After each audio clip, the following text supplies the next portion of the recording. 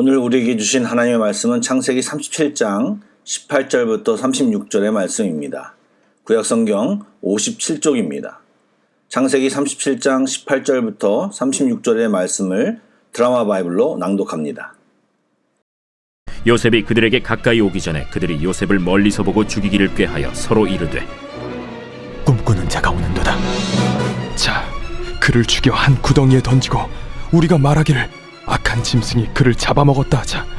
그의 꿈이 어떻게 되는지를 우리가 볼 것이니라. 르우벤이 듣고 요셉을 그들의 손에서 구원하려 하여 이르되 우리가 그의 생명은 해치지 말자. 피를 흘리지 말라. 그를 광야 그 구덩이에 던지고 손을 그에게 대지 말라. 이는 그가 요셉을 그들의 손에서 구출하여 그의 아버지에게로 돌려보내려 함이었더라. 요셉이 형들에게 이르매 그의 형들이 요셉의 옷 곧 그가 입은 채색 옷을 벗기고 그를 잡아 구덩이에 던지니 그 구덩이는 빈 것이라 그 속에 물이 없었더라. 그들이 앉아 음식을 먹다가 눈을 들어본즉 한 무리의 이스마엘 사람들이 길르앗에서 오는데 그 낙타들의 향품과 유향과 몰약을 싣고 애굽으로 내려가는지라. 유다가 자기 형제에게 이르되 우리가 우리 동생을 죽이고 그의 피를 덮어둔들 무엇이 유익할까? 자, 그를 이스마엘 사람들에게 팔고 그에게 우리 손을 대지 말자. 그는 우리의 동생이요 우리의 혈육이니라. 하매 그의 형제들이 청종하였더라. 그때 미디안 사람 상인들이 지나가고 있는지라 형들이 요셉을 구덩이에서 끌어올리고 은 20에 그를 이스마엘 사람들에게 팔매 그 상인들이 요셉을 데리고 애굽으로 갔더라. 르우벤이 돌아와 구덩이에 이르러 본즉 거기 요셉이 없는지라 옷을 찢고 아우들에게로 되돌아와서 이르되 아이가 없도다. 나는 어디로 갈까? 그들이 요셉의 옷을 가져다가 순념소를 죽여 그 옷을 피에 적시고 그의 채색 옷을 보내어 그의 아버지에게로 가지고 가서 이르기를 우리가 이것을 발견하였으니 아버지 아들의 옷인가 보소서. 내 아들의 옷이라. 악한 짐승이 그를 잡아먹었도다. 요셉이 분명히 찢겼도다. 하고 자기 옷을 찢고 굵은 배로 허리를 묶고 오래도록 그의 아들을 위하여 애통하니 그의 모든 자녀가 위로하되 그가 그 위로를 받지 아니하여 이르되 내가 슬퍼하며 서울로 내려가 아들에게로 가리라 하고 그의 아버지가 그를 위하여 울었더라. 그 미디안 사람들은 그를 애굽에서 바로의 신하 친위대장 보디발에게 팔았더라.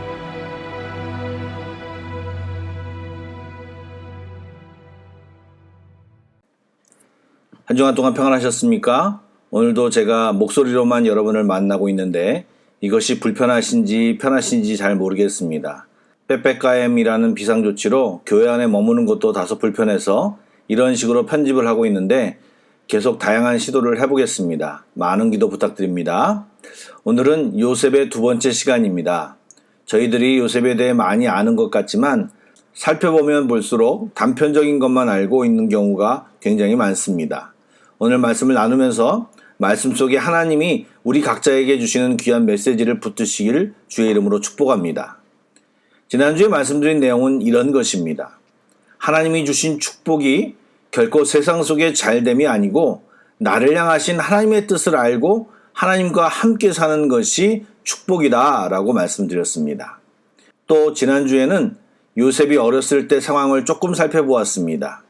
요셉은 아버지의 극진한 사랑을 받아 채색 옷을 입고 형제들과 다른 특별한 편애를 받고 살았습니다.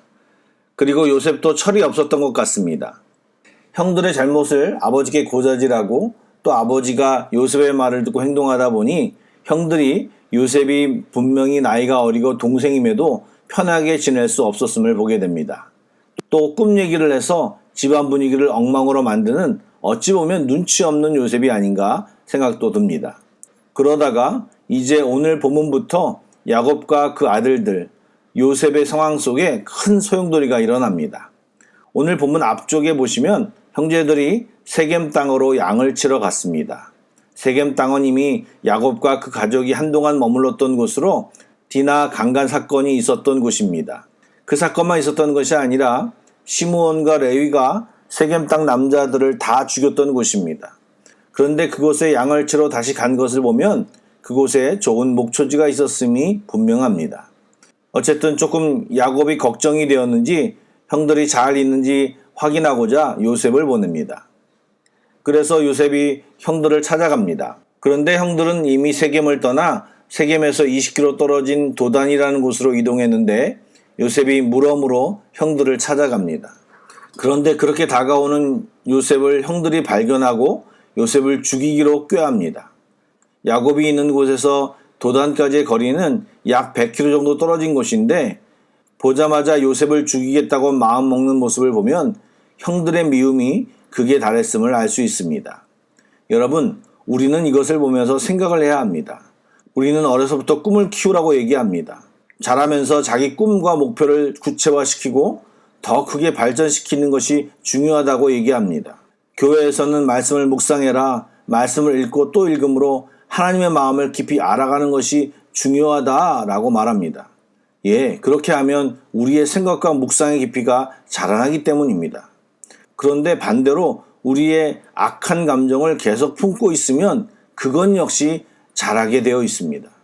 형들이 요셉에 대해 어떤 생각을 했을까요? 처음 아버지의 편애와 요셉이 고자질하는 행동을 통해 언짢은 마음이 있었을 것입니다. 아버지 없는 곳에서 한 대 때려주고 싶은 마음 정도였을 것입니다. 그런데 그런 상황이 계속되고 결정적으로 꿈 이야기를 듣고는 이 미움이 자라서 지금은 죽이고 싶은 마음이 된 것입니다. 그리고 그것을 마음에만 품고 있는 것이 아니라 지금 실행에 옮기고 있습니다. 우리 마음과 생각밭에 무엇을 심느냐에 따라 그것은 자라나게 되어 있는 것입니다. 마음속에 꽁하게 가지고 있는 것, 나중에 두고 보자 이런 마음들, 절대로 그리스도인들이 품어서는 안 되는 마음입니다. 왜냐하면 그런 마음들을 사단이 충동질하여 우리로 깊은 죄에 빠지게 만듭니다. 감정과 상황을 절묘하게 만들어 사단은 우리로 하여금 죄악에 푹 빠지게 만드는 것이 그의 특기입니다. 그러므로 우리 안에 가지는 분노, 시기, 미움, 답답, 염려 이런 마음이 들 때 하나님께 기도하여 떨쳐버릴 수 있도록 해야 합니다. 예, 우리 안에 그런 마음들이 오래 자리 잡고 있지 않도록 애를 써야 하는 것입니다. 여러분, 이 형들의 잘못은 정말 악독하고 잔인합니다. 아버지의 사랑의 표시인 채색 옷을 벗기고 요셉을 구덩이에 던져버립니다. 팔레스틴은 물이 귀하기 때문에 빗물을 저장하기 위해 구덩이를 팠다고 합니다. 구덩이의 입구는 좁고 속은 넓으며 벽면이 미끄러워 그 속에 들어가면 혼자 힘으로 나올 수 없었다고 합니다. 다행히 구덩이가 비어 있었으므로 즉각적인 죽음을 면하진 않았지만 그 구덩이 속에 계속 있게 되면 추위와 배고픔으로 죽을 수밖에 없는 것입니다. 그런데요, 동생 요셉을 구덩이에 던져놓고 그들이 한 행동을 보시길 바랍니다. 25절에 보니 그들이 앉아 음식을 먹었다고 합니다. 어쩌면 아버지 야곱이 요셉을 통해 준 음식이었을지 모릅니다. 지금 구덩이에서 울며 소리 지르며 애원하는 요셉에 대해 전혀 아랑곳하지 아니하고 그냥 편하게 형들은 식사를 했던 것입니다. 후에 형제들이 공경에 처했을 때 요셉을 죽이려고 했던 당시를 회상하며 이렇게 말합니다. 창세기 42장 21절 말씀인데요. 제가 한번 읽어보겠습니다. 그들이 서로 말하되 우리가 아우의 일로 말미암아 범죄하였도다. 그가 우리에게 애걸할 때에 그의 마음의 괴로움을 보고도 듣지 아니하였으므로 이 괴로움이 우리에게 임하였도다. 요셉은 형들 이러지 마.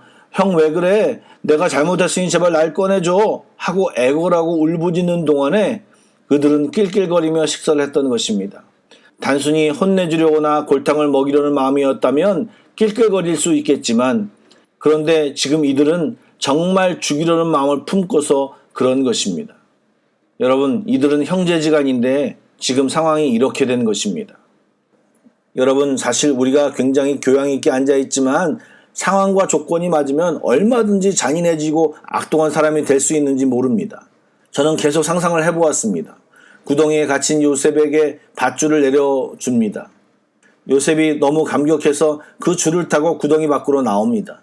그런데 자갈을 물리고 꽁꽁 묶여집니다. 옆을 보니 미디안 사람 상인들이 있습니다. 그리고 그들에게 요셉은 노예로 팔려가게 되었습니다. 여러분, 당시의 노예는 개돼지만도 못했습니다. 그런데 지금 이스마엘 상인에게 노예로 팔려가며 어디로 갈런지 모른 채 끌려가면서 요셉은 얼마나 애처롭게 형제들을 보았겠습니까? 그렇게 팔려가는 동생을 보면서 괴롭지 않았을까요? 사람이라면 마음이 안 좋았을 것입니다. 그런데 여러분, 이 모습을 보면 죽이지 않고 노예를 팔았으니 형제들이 심성이 착하다고 말할 수 있겠습니까? 아니죠. 이들은 정말 악독한 형제들입니다. 그런데 더 충격적인 아이러니가 여기 있습니다. 요셉이 이렇게 형제들에게 팔려간 이유가 바로 그 형제들을 구원하기 위해서라는 사실입니다. 물론 이때는 아무도 몰랐죠. 요셉도 형들도 아무도 몰랐습니다. 그냥 악독한 마음으로 최악의 계획을 세워 죄악을 범하는데 그것을 역전시켜서 하나님은 형제들과 가족을 구원하시는 기가 막힌 하나님의 계획을 이루도록 만드신 것입니다. 뭐가 느껴지시나요? 바로 예수님의 십자가 사역과 비슷하지 않습니까? 모함과 모욕 속에서 예수님을 십자가에 죽였지만 하나님은 그 예수님을 부활시키셔서 만유의 주로 삼으셨습니다. 요셉의 모습 속에서 그런 예수님의 모습이 투영되고 있습니다. 이 즈음에서 여러 가지 것들을 생각해야 합니다. 여러분, 분명히 37장의 시간에도 하나님이 야곱과 그 가족들을 보고 계셨습니다. 그리고 그의 가족은 하나님의 보호하심 가운데 있었습니다. 그런데 37장에 한 번도 여호와나 하나님의 단어가 나오지 않고 끔찍한 일들만 벌어지고 있습니다. 야곱의 하나님이라고 불리울 정도로 대단한 야곱이 지금 가정에서 일어나는 일들에 대해 하나님을 의식하거나 기도하는 장면이 나오지 않습니다. 37장 전체는 인간의 본성대로 행하는 이야기만 나옵니다. 여러분, 하나님의 역사가 흘러가는 아브라함, 이삭, 그리고 야곱의 인생 가운데서도 하나님을 부르지 않고 하나님을 의식하지 않고 살지 않으면 인간의 본성대로 살아갈 수밖에 없는 것입니다. 죄 가운데 살 수밖에 없고 하나님의 다스림을 누리며 살 수 없습니다. 이제 39장을 보시면 요셉은 어려운 노예 생활 속에서 하나님을 붙듭니다. 물론 그 과정을 성경이 소개하고 있지는 않습니다. 그 결과와 요셉의 고백 그리고 성경의 기록을 통해 우리는 얼마든지 짐작할 수 있습니다. 39장 2절과 3절을 함께 읽어보겠습니다. 여호와께서 요셉과 함께 하심으로 그가 형통한 자가 되어 그의 주인 애굽 사람의 집에 있으니 그의 주인이 여호와께서 그와 함께 하심을 보며 또 여호와께서 그의 범사에 형통하게 하심을 보았더라. 아멘. 하나님이 갑자기 요셉과 왜 함께 하실까요? 불쌍하니까요? 갑자기 왜 나타나셨을까요? 성경은 요셉이 하나님을 찾고 구했음을 암시합니다. 기가 막힌 상황 속에서 그는 야곱에게 듣고 배운 하나님을 찾았던 것입니다. 여러분, 요셉은 애굽말을 전혀 못했을 것입니다. 노예에게 말을 가르쳐 주는데 기다려주고 사전 주고 우이 비파에 보내어 언어를 가르쳤을까요? 아니죠. 아무리 똑똑해도 두들겨 맞으며 배웠을 것입니다. 왜요? 노예였기 때문입니다. 물론 하나님의 특별한 은혜로 애굽 방언을 받았는지는 모르겠습니다. 다른 것은 다 불확실한데 2절과 3절 말씀에서 우리는 요셉과 하나님이 만났고 친밀해졌고 요셉은 하나님께 도움을 구했고 하나님이 요셉을 도와주자 이방 나라 하나님을 알지 못하는 사람들이 여호와가 요셉과 함께함을 보았고 그가 하는 모든 일에 형통함이 있게 하심을 보디발이 보았다라고 성경은 적고 있습니다. 그리고 보디발의 아내가 유혹할 때 요셉이 한 말이 무엇입니까? 39장 9절입니다. 이 집에는 나보다 더 큰 이가 없으며 주인이 아무것도 내게 금하지 아니하였어도 금한 것은 당신뿐이니 당신은 그의 아내임이라. 그런즉 내가 어찌 이 큰 악을 행하여 하나님께 죄를 지으리까? 아멘. 여러분, 이미 요셉은 보디발의 인정을 받아 그 집에서 무엇이든 할 수 있었습니다. 그러나 그의 아내를 범하는 것은 보디발 장군을 배반하는 것이기에 그것은 아니라고 말합니다. 그리고 결정적으로 그것을 이야기할 때 하나님께 죄를 범하는 것이라고 말합니다. 저는 오랫동안 이 말이 조금 이상했습니다. 앞에서 보디발을 이야기하다가 내가 보디발에게 죄를 지으리까 라가 맞을 것 같은데 요셉은 하나님의 이름을 거론합니다. 이것은 그가 최우선적으로 의식하고 있는 분이 누구인가를 이야기하고 있습니다. 그리고 그가 그 집에 살면서 얼마나 하나님을 의식하고 얘기했는지 보디발도 알고 그의 아내도 하나님을 알고 있었던 것입니다. 그들이 어떻게 하나님을 알겠습니까? 요셉이 얘기했으니까 보디발의 아내도 알았던 것이고 요셉이 하나님을 거론한 것입니다. 여러분, 요셉처럼 하나님을 의식하면 하나님의 지도를 받을 뿐만 아니라 죄 짓기가 어렵습니다. 또 의식만 한 것이 아니라 요셉은 지혜로웠습니다. 보디발의 아내의 유혹이 한 번 있었던 것이 아닙니다. 계속되었습니다. 그리고 그냥 눈치를 준 것이 아니고 장군의 아내로서 가진 힘과 권력으로 요셉을 유혹했던 것입니다. 그러나 요셉은 하나님을 의식했고 자리를 계속 피했다고 10절에 말하고 있습니다. 죄의 자리에서는 도망쳐야 합니다. 그곳에 있으면서 난 버틸 수 있어. 나는 유혹에 흔들리지 않아. 그러는 사람은 어리석은 사람입니다. 사랑하는 여러분, 하나님의 뜻은 거창하게 발견하고 아는 것이 아닙니다. 하나님도 초보에게는 중요한 일을 맡기시지 않습니다. 다만 우리들이 삶 속에서 하나님을 인정하고 의식하며 살기를 원하십니다. 그러면 어떻게 됩니까? 잠언 3장 5절부터 6절 말씀에 분명히 이렇게 말씀하셨습니다. 너는 마음을 다하여 여호와를 신뢰하고 내 명철을 의지하지 말라. 너는 범사의 그를 인정하라. 그리하면 내 길을 지도하시리라. 제가 여러 번 말씀드렸지만 하나님은 온 우주의 하나님이십니다. 가정에도 계시고 교회에도 계시고 직장에도 계시고 차 안에도 병실에도 학교에도 모두 계십니다. 그 모든 곳에서 하나님을 의식하고 인정하시고 예배하시고 기도해 보십시오. 주님은 여러분과 함께 하십니다. 여러분의 길을 지도하십니다. 여러분, 우리의 인생에는 수많은 문제들을 계속 만나게 되어 있습니다. 요셉의 형들은 어떻게 그 문제를 해결했나요? 본성대로 행했습니다. 다수와 힘의 논리로 감정을 폭발시켜 동생을 노예로 팔았습니다. 그래서 문제가 해결됐나요? 아닙니다. 요셉만 사라지면 모든 문제가 해결될 것으로 생각했는데 그래서 요셉의 채색 옷에 염소의 피를 묻혀 동생이 악한 짐승에 잡아먹힌 것으로 위장했던 것입니다. 그런데 아버지 야곱은 그 일로 인하여 크게 슬퍼하며 평생을 살게 됩니다. 그 모습을 본 아들들은 죄책감을 안고 살아야 했습니다. 문제밖에 안 보일 때는 그것을 해결하면 만사가 편할 것 같은데 착각입니다. 그 착각 속에 있으면 계속 다가오는 문제 속에 살게 될 것입니다. 문제를 더 문제로 만드는 것은 우리 자신입니다. 문제에 집착하지 말고 그 문제보다 크신 주님을 봐야 합니다. 그럴 때 문제 속에 갇혀 살지 않고 하나님의 인도하심을 받으며 살게 되는 것입니다. 요셉을 보시기 바랍니다. 자기가 하나님 앞에 죄를 짓지 않기 위해 노력했는데 보디발 장군의 아내의 모함으로 감옥에 들어갑니다. 예, 하나님이 감옥 안에서도 간수장의 은혜를 받게 하여 옥중 죄수들을 요셉이 관리하게 하고 모든 재반 업무를 요셉이 다 처리하게 하였습니다. 그러나 요셉의 마음속에는 형님들에 의한 상처와 보디발 장군의 아내의 모함에 대한 상처가 컸습니다.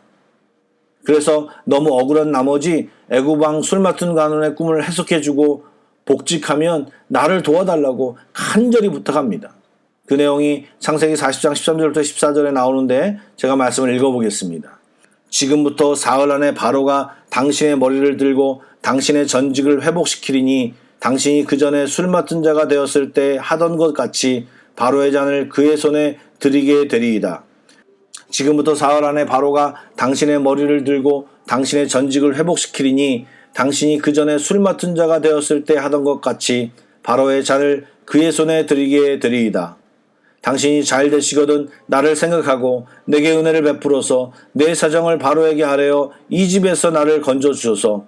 나는 히브리 땅에서 끌려온 자여 여기서도 옥에 갇힐 일을 행하지 아니하였나이다. 아멘. 여러분, 요셉의 억울함이 느껴지십니까? 사실 이 억울함을 당했을 때 정말 쉽지 않았을 것입니다. 그는 기도의 사람이고 하나님과 함께함을 경험했음에도 불구하고 술 맡은 간원의 꿈을 해석하고 자기를 좀 기억해달라고 부탁을 합니다. 술 맡은 간원은 복직되자마자 요셉을 완전히 잊어버렸습니다. 그리고 요셉이 그렇게 사람을 의지하자 요셉은 감옥에서 2년 동안 생활해야 했습니다. 요셉 역시도 눈에 보이는 권력자를 의지했던 것입니다.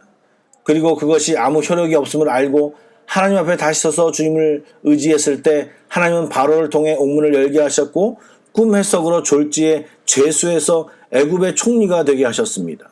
문제에 집중하면 길이 보이지 않고 문제가 주는 고통에 휩싸이게 됩니다.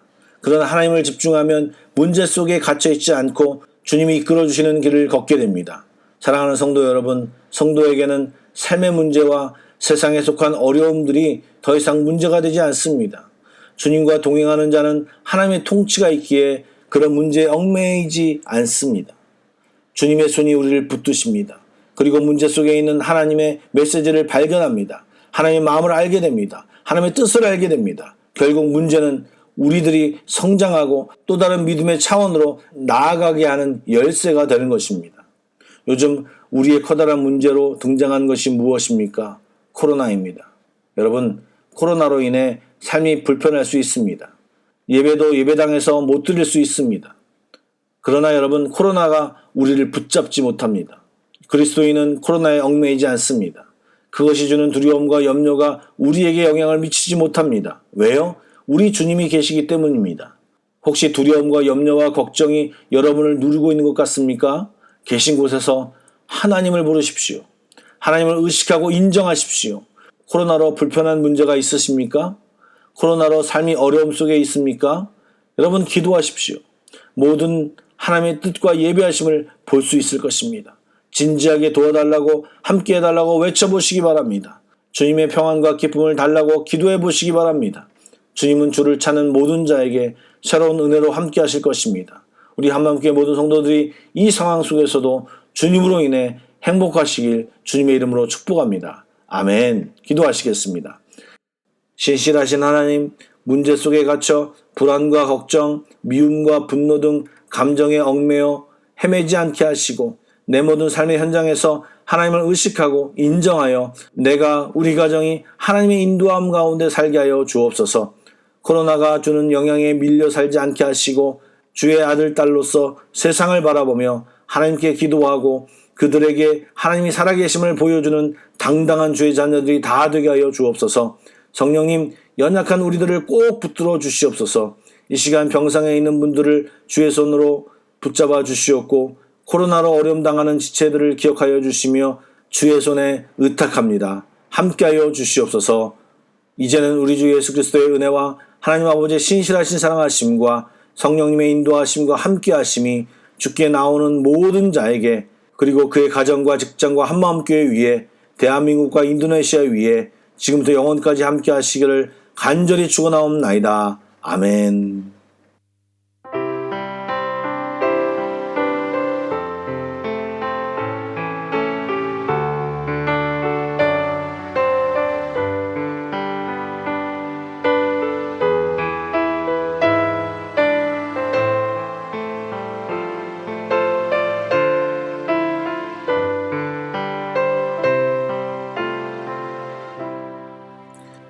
교회 소식을 말씀드리겠습니다. 요즘 인도네시아 확진자가 5만 명을 넘는 가운데 20일까지였던 정부 빼빼가엠 비상조치가 연기를 검토하고 있는 것 같습니다. 당분간 예배와 교회 모임은 힘들 것 같고 정부 조치에 많은 영향을 받을 것 같습니다. 특별한 변경사항이 있을 시에 전교인 카톡방에 공지하도록 하겠습니다. 아울러 코로나 상황을 위해 많은 기도를 부탁드립니다. 또 새벽 예배도 제 시간이 아니어도 좋으니까 많이 참석하셔서 함께 기도의 자리로 나와 기도했으면 좋겠습니다.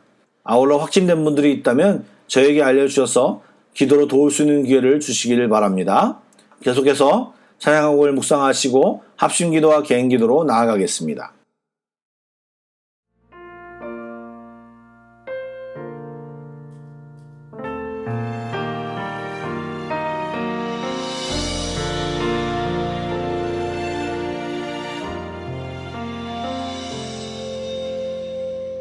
하나님 한 번도 나를 실망시킨 적 없으시고 언제나 공평과 은혜로 나를 지키셨네.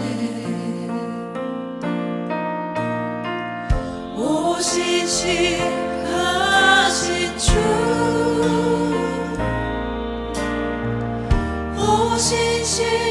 오신실하신 주, 내 너를 떠나지도 않으리라. 내 너를 버리지도 않으리라. 약속하셨네.